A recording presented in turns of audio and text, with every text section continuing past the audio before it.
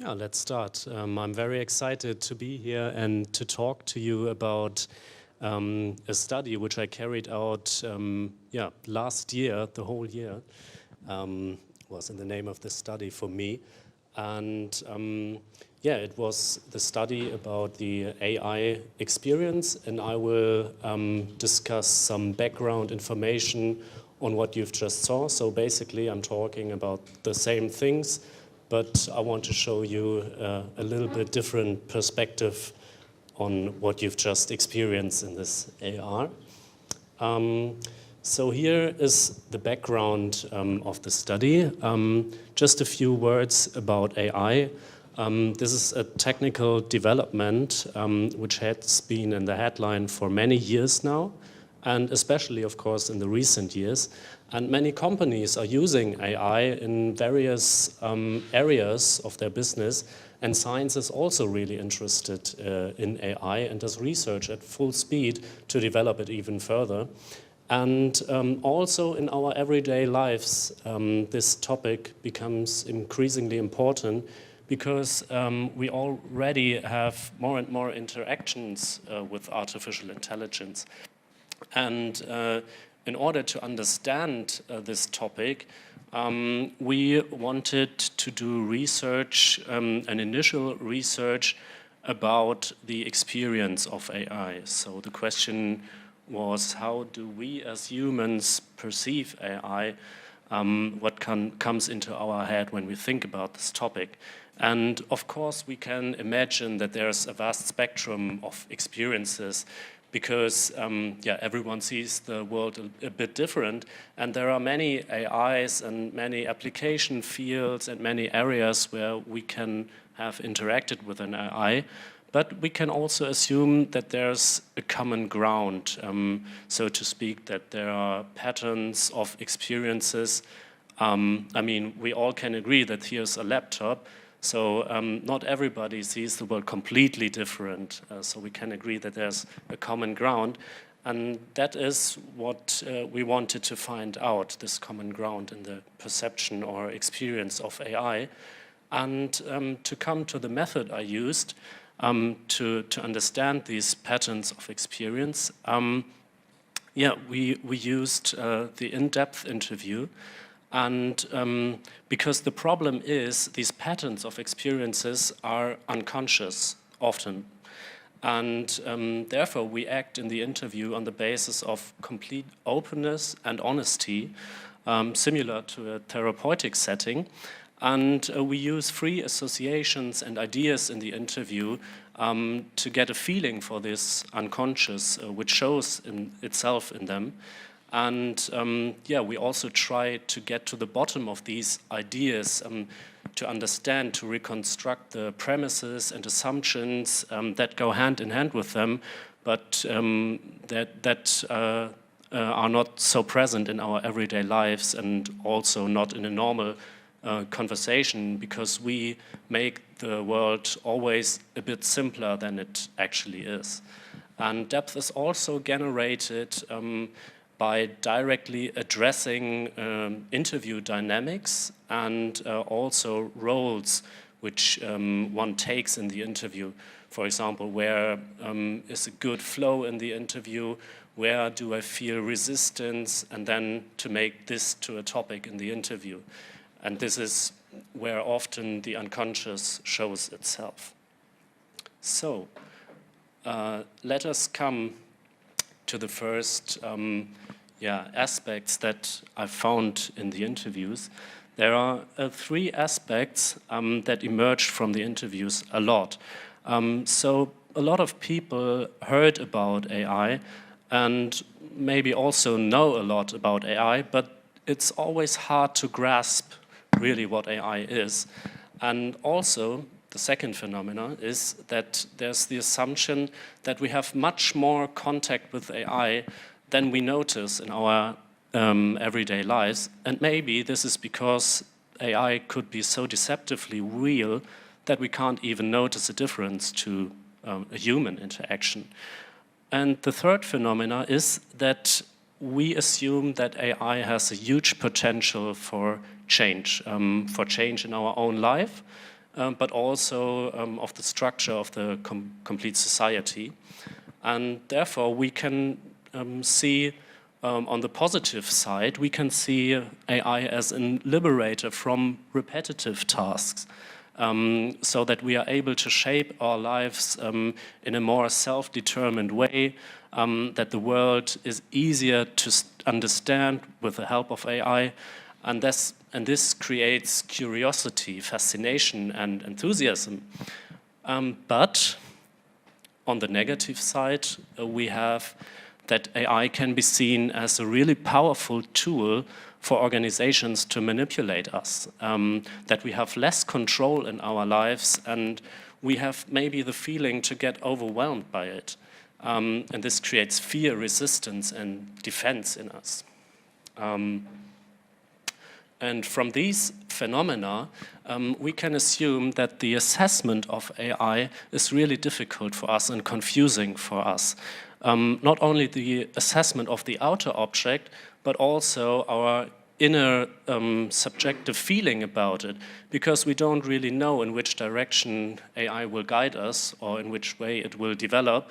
And this is what I mean by diffusity of your own experience.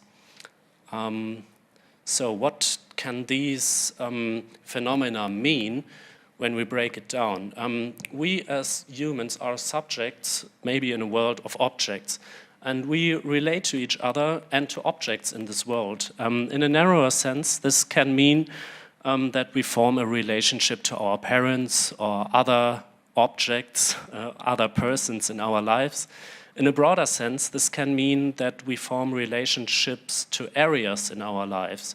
For example, a relationship to our job, to a specific hobby, or a specific relationship to AI.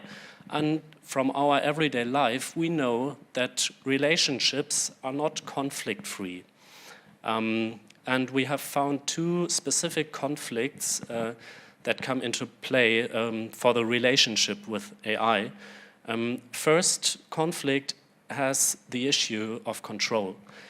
So we have two poles, equally attractive and dangerous. On the one hand, we have submission. This can mean that we can give responsibility in other hands, maybe into the hands of AI, and that we enter a bond here. But this bond can also mean that we are dependent, which can be dangerous to us, of course. And autarky is the other pole. This can mean the experience of self-efficacy, but it can also mean the danger of losing the connection to the world.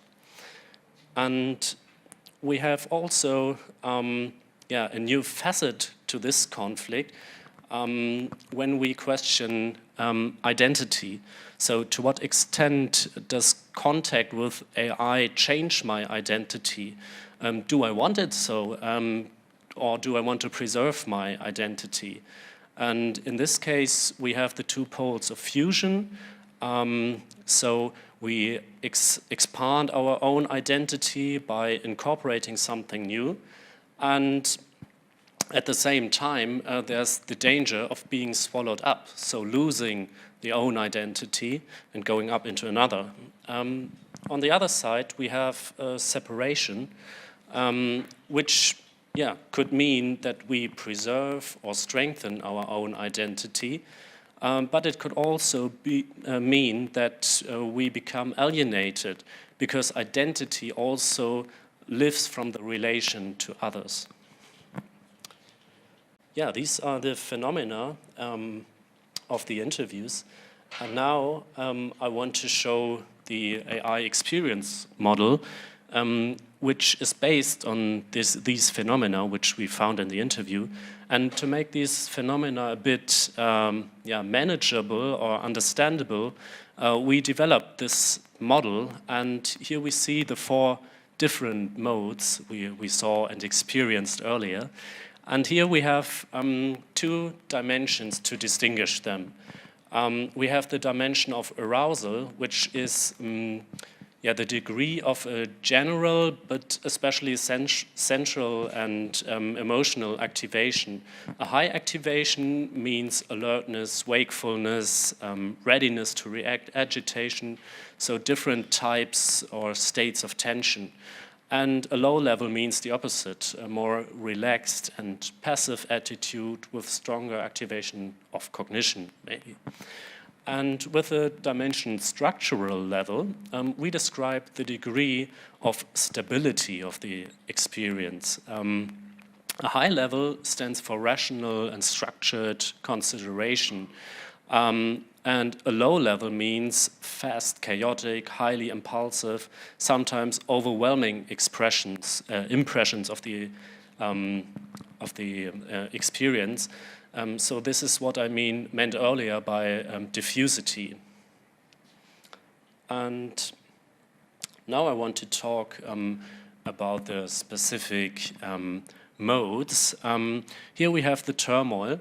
The turmoil is characterized by a high arousal and a low structural level of experience.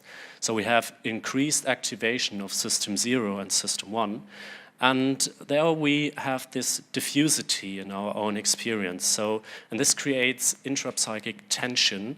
It's uncomfortable and could maybe lead to the experience of alienation.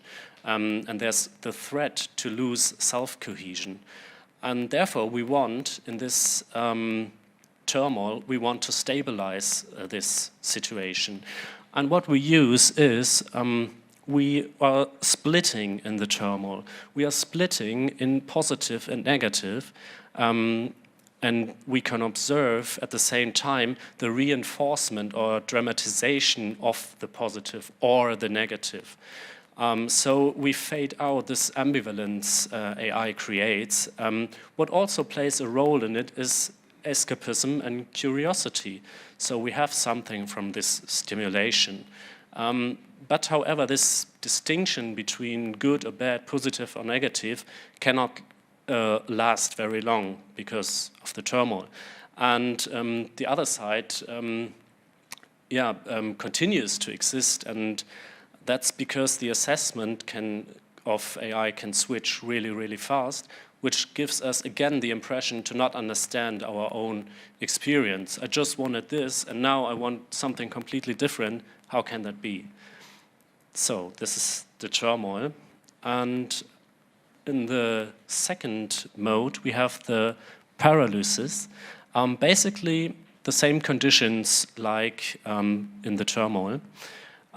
Here we have the low structural level, but we have also a low arousal. Why is that? So we have the same diffusity, alienation, threat of losing self-cohesion, but here, however, this tension discharged not in high arousal, but transferred into a more passive attitude through repression or exhaustion of the system 0 and 1.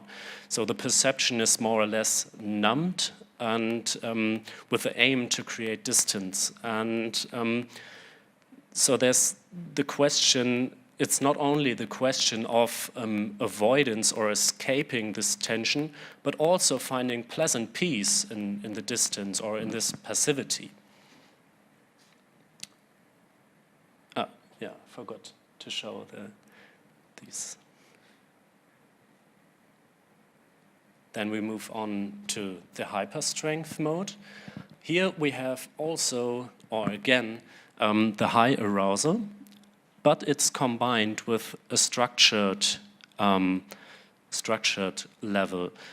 So here we have, again, a strong system 1, but also a strong system 2. So the structured experience mean that we have less diffusity in our experience. So the question of identity gets more relevant and more present here. And this is because the arousal is so high, because it's so relevant to our identity. And it's this identity forming moment which ensures an obsessive occupation with the object AI. And we have a really active part in it. We feel strength, we feel self-worth, through self-efficacy.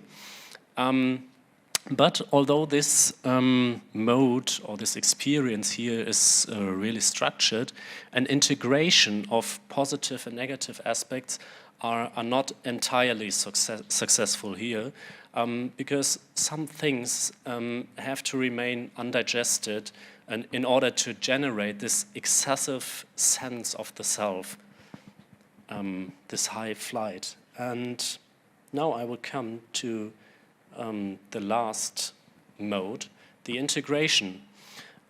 Here we have a strong structure, but a low arousal. So we have the system 1 again, but an even stronger system 2. Yeah, the name suggested it. Here happens an integration of positive and negative parts of the object AI. And this is even more successful than in the hyperstrength here. On the one hand, this can be seen as really good because not integrating always means tension.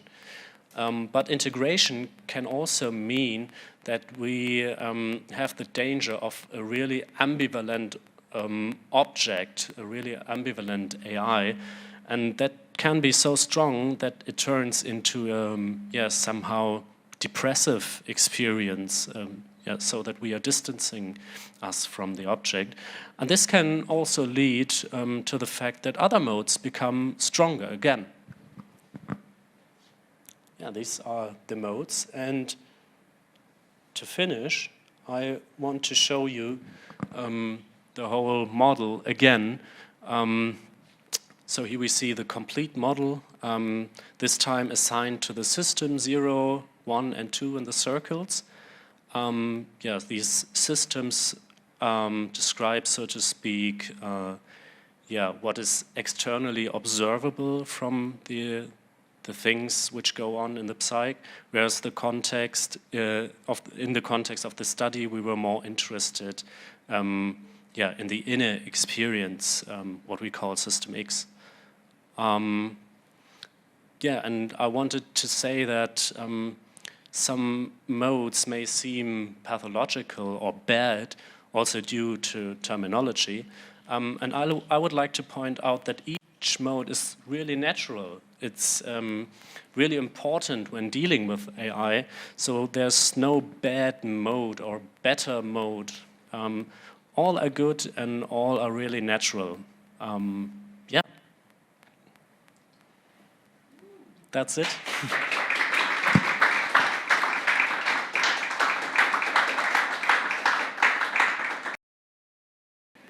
Could you open your presentation again, please? And go to the first or the second slide it was, I think, where you show the different 3 types of perception, I think it was, that you've gathered from your data. I have to talk into it. Okay. You mean the phenomena, these ones? Yes. Ah, great, yes. Could you tell us a bit more about your data? So you made 10 interviews, and I was wondering, did you find any typical, cultural narratives, typical motives that kept reappearing, something that was just very obvious that it, do you know what I mean? Not really. I mean, these are the phenomena which are most striking in the interviews. This is the common ground. Yeah. Did they give you some typical stories and narratives that kept reappearing in the data? Something. I mean, I can imagine the movie Terminator or something, for example. Yeah. Were there any other typical cultural narratives as well? Mm-hmm. I mean, you guessed it right. It was the Terminator or any other dystopic science fiction movie that was, a pattern. But also this fascination about what is occurring right now. That was also a pattern, but it was behind this first. The first association was often the negative one. So, the Terminator comes and hunts me, but it can be also great. Yeah, but was it mostly the Terminator, or was it also other cultural stories, other science fiction movies? No, it was mostly Terminator or Really? iRobot was a film I remember. iRobot, okay. iRobot and... Well, iRobot is Terminator, basically. Yeah, those were the two I remember. I mean, this is super interesting because, I mean, just imagine a world, yeah, in which the movie Terminator wouldn't exist, you know? How would this change the perception of the whole AI topic? Yeah. I would not say that much. No? No. Catchbox to the next person. Just a comment. I haven't heard all of the interviews, but I think another very typical first reaction was trying to define what AI really is, right? People started thinking, which interaction did I have? Did I have more than I know myself? And, you know, this trying to catch what AI really is, right? I think many started to try a definition in the beginning. Yeah, this is where you can see this uncomfortable feeling because you can't grasp really what is AI, where do I have interacted with an AI. Yeah.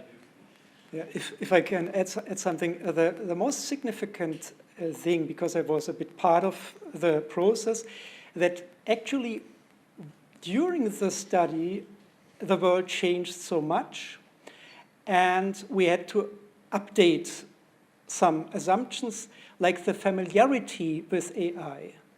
Because of ChatGPT, the familiarity suddenly changed for many people a lot. And the other thing, very important, actually in the afternoon, I asked ChatGPT, because I have the Plus version, I can do a lot of it with this.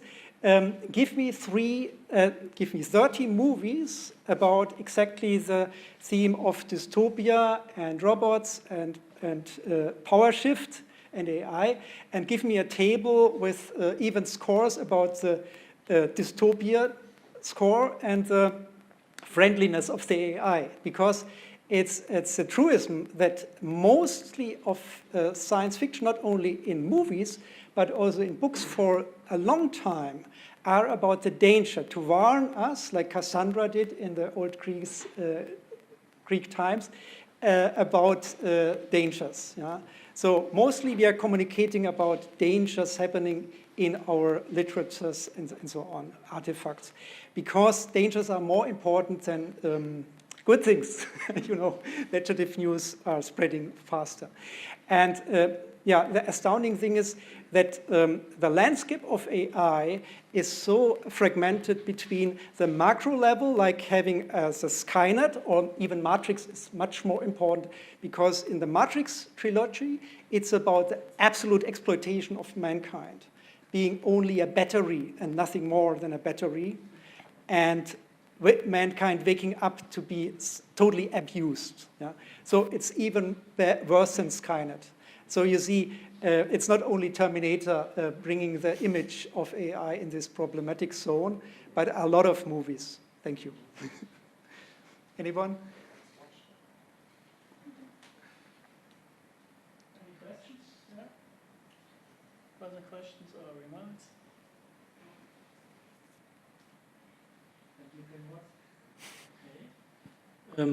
Yes, when there are no further questions. I asked, would you give a talk? Oh. Oh. You can just... So funny enough, I feel like it's funny that Willy wants to use ChatGPT, because I kind of like somehow refuse it, which is interesting because I think it has to do with the fact that I'm like, emotions matter more than someone giving you the logic answer. So my question would be, have you done any research on the connection between the rise of AI and the ethics, right? Because this is also going to be something that I think we're going to be having a conversation about. It's like, how much can AI actually do? No, that was not really part of my research. I was more interested in the human perspective on it, not really on. But wouldn't you say a human, possibilities. like, wouldn't you say a solution would be quite important to evaluate? Just in a general context. on how good this AI is, good Or bad? what is like the ethics behind it? Like, can we develop a framework for the future so that we don't like overseed AI versus humans? Mm-hmm. These are topics. Yeah. We've just been to another conference today, and that was one of the topics everybody is discussing currently, right? So what are the doubts? Pardon? That's a different department, that question. Yeah, exactly. So, but I think these are the questions that are coming up now, right? So what do you have to keep in mind? Do we need rules? What about data protection? Right, so I think the next years will be full of those topics. Just thought it's all about control because, as you wonderfully brought up in this framework, all kind of emotions and projections start. Because if the framing is that AI can even be far beyond our capabilities, then of course you'd start like projecting in a religious way. That's already happening. And the other side of the spectrum is that it's so trivial to use all kind of AI permanently since like 5 years. If you have a modern smartphone, you're using AI since 5 years, roughly. And so you have a huge spectrum of humanoid AI, which is like us, what we call in the AI research, human likeness. And on the other hand, you have this hidden AI algorithms and so on. And so it's an interesting question, but it's another department, as Michael said, because people try to get the balance back if they feel attacked by technology to be superior. And I by myself, because it's also a category in the AI research to talk about better than human, PTH, like having a niche intelligence, investigating, analyzing X-ray images, for instance, and so it's better than human. But if it starts in the GPT chat to be on an intellectual level, you cannot experience with your friends at a certain question because it's combining all kind of dimensions of knowledge. And so you understand, wow, actually, it's answering something because my prompt was intelligent enough, which I cannot ask my friends without embarrassing them. And that's a strange new experience. Yeah, I think that this question come up was a really good indicator of this unconscious fear that we have, so that we want to put regulations on it. Yeah, I have a question about the quadrant system, basically, of the different responses. I see that there's a connection between hyperstrength and paralysis. How do we help to move into the hyperstrength quadrant if we are paralyzed or having other negative emotions associated? Yeah, I mean, that was also part of a discussion I had with Michael. And we found that it is, so the modes are not pathological. So every mode has its right to be, and it's good that it's there. So if you, for instance, are in the turmoil, you get overstimulated maybe, and then you need some distance. You need the paralysis, and but it's really hard to direct the shift really to another. You can just, I think you can just compensate a bit so that you get more involved again into the topic when you're paralyzed by it. All right, thank you.